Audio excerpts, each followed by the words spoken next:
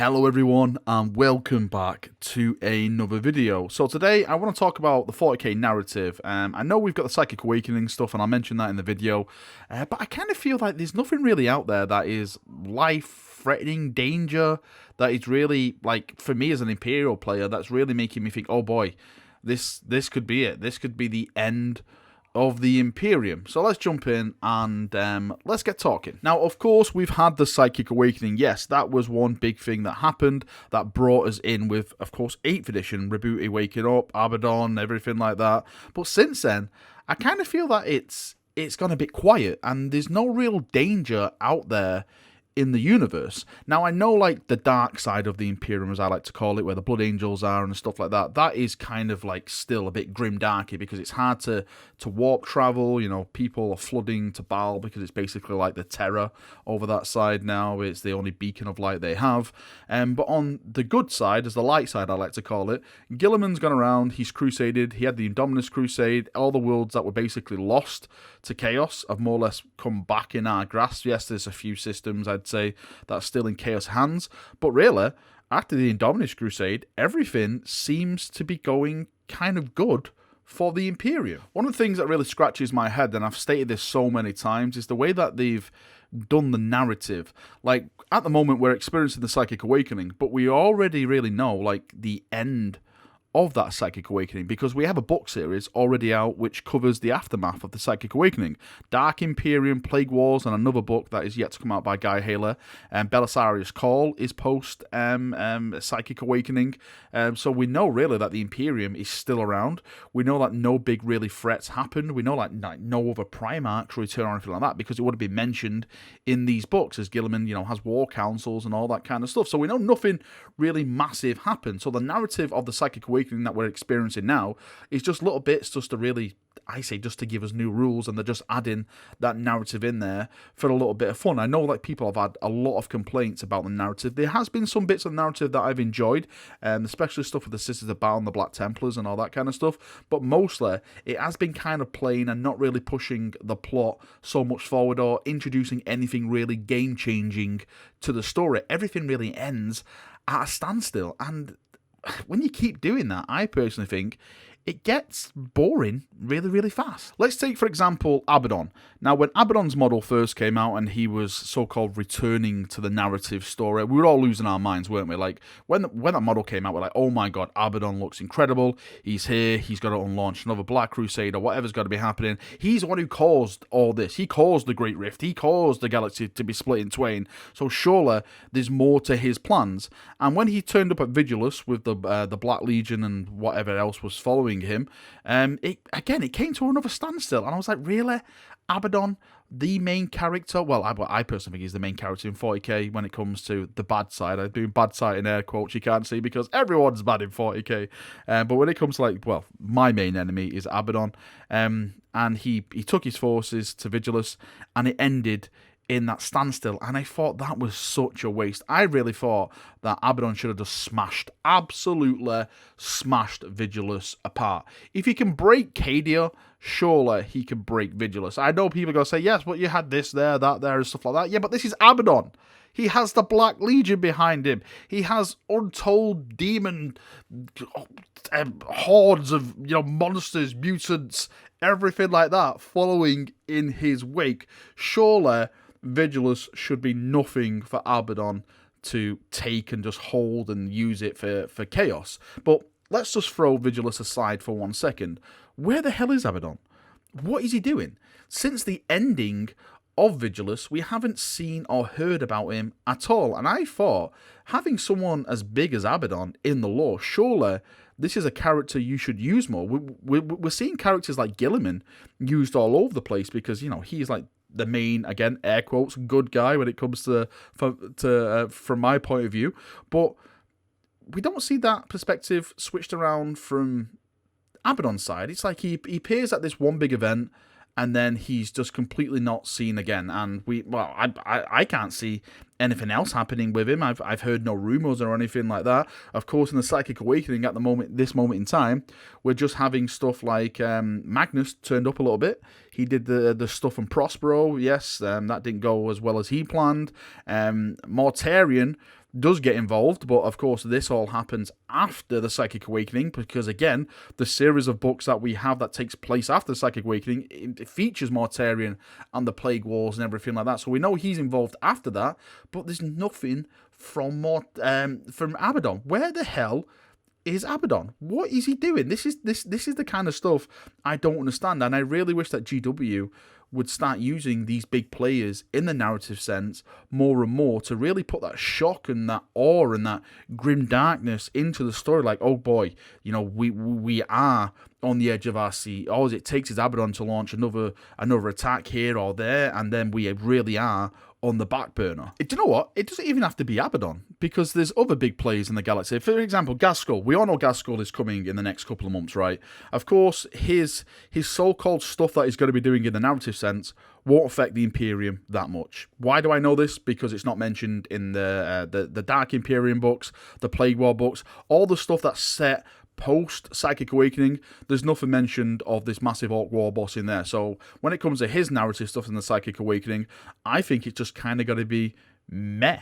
Again, it's got to be where the either the Space Wolves, Death Watch, or whatever bloody force go against him, fights him, and it becomes another standstill. Yes, hopefully the Orcs will take some stuff, they'll destroy some stuff, but really, is it going to be galaxy changing, story changing, narrative changing, where it makes you think, oh boy, this is it, this is the end times? No, it's not going to be anything like that at all. I was hoping that if they introduced Gaskell again, that they would introduce him in a way that would really, really set a precedent on how brutal and how big the Orcs actually are now as a threat, not only to the Imperium, but to the galaxy itself. For those of you who don't know, Armageddon is Ullanor. Ullanor is, of course, the Orc homeworld. That is where, all the Crusades happened back in the day with the Emperor and stuff like that. It all goes through, why Armageddon's Ullanor in the Beast Arises series. Actually, for the Beast Arising series, it's a perfect example on how brutal and how cunning and how powerful the Orcs could be. If Gaskell had the potential of doing something like that, where he basically, during the Beast Arises, the Imperium was brought to its knees. It was either just a click of the finger, and that was it. There was no more terror or anything like that. But, of course, the narratives took it other ways, and you can't destroy terror because terror's around now, and the story went the way it did. But for me, this is what I want for someone like Gaskell as a character to achieve, to be something like that, where he has the power to potentially end these empires. The Orcs are no mugs at the end of the day. The Orcs are brutal, massive beasts bred for one thing: war and destruction. That is it. They are there to conquer, smash things, and then just move on to the next thing. That is it. That's all they live for. Their whole culture, their whole society is bred for that type of thing. My perfect scenario for Gaskell would have been something like he actually went back to Armageddon / Ullanor, as we've just stated, and he conquered it, and he reset up the Orc Empire there. Maybe he started digging in the sands and stuff, and he found some of the tech that was used back in the Beast Arises, and he started to use that on not just the Imperium, but the Chaos forces, the Eldar forces, the Necron forces.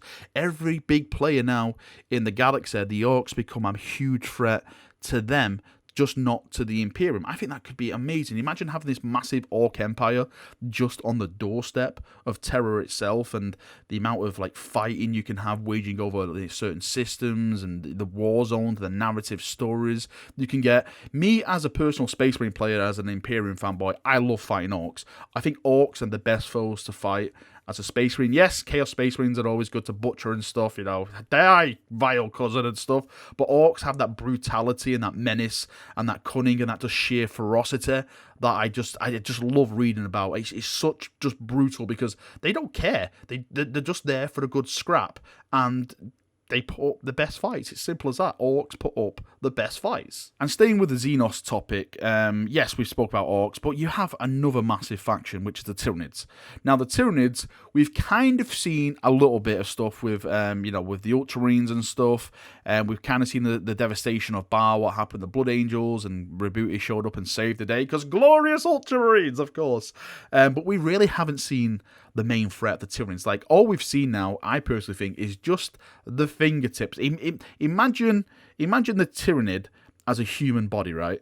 And all we've seen is the fingers sliding in to crunch something. You haven't seen the rest of the. You haven't seen the arms, the chest, the legs, the head. You haven't seen anything like this. So this is a massive threat which they can actually build on. I would absolutely love to see the galaxy kind of unite in a way. Of course, not Chaos. We shall never unite against Chaos. But it's really cool to see like the Imperium actually have to team up with like the Necrons, the Eldar, and the Tau, just to go against this massive campaign of Tyranids, because the Tyranids don't care who the Imperium is, the Tau is, the Orcs are, who Chaos is. They don't care about anything like that. They're here for one thing only, and that is to eat and move on to the next buffet. That is it. That is the start and end goal for the Tyranids. And if the galaxy doesn't stop that, then everyone in the galaxy is screwed. It's simple. Everyone is dead. So I don't think we'll see anything really this edition now that is going to push the narrative forward. I think we'll just have to make do for what we've got. Yes, we've still got some more Psychic Awakening stories, but as I've mentioned, I personally don't see anything massive happening with them. They're just going to be standstills. I really put all my hope on now is the next edition of Warhammer 40,000. That seems where the big narrative events happen. But again, the way that GW have talked about new editions and stuff, are they going to go about the same format as we've got with 8th edition? Like with 8th edition, that set the foundations with the Great Rift and everything like that.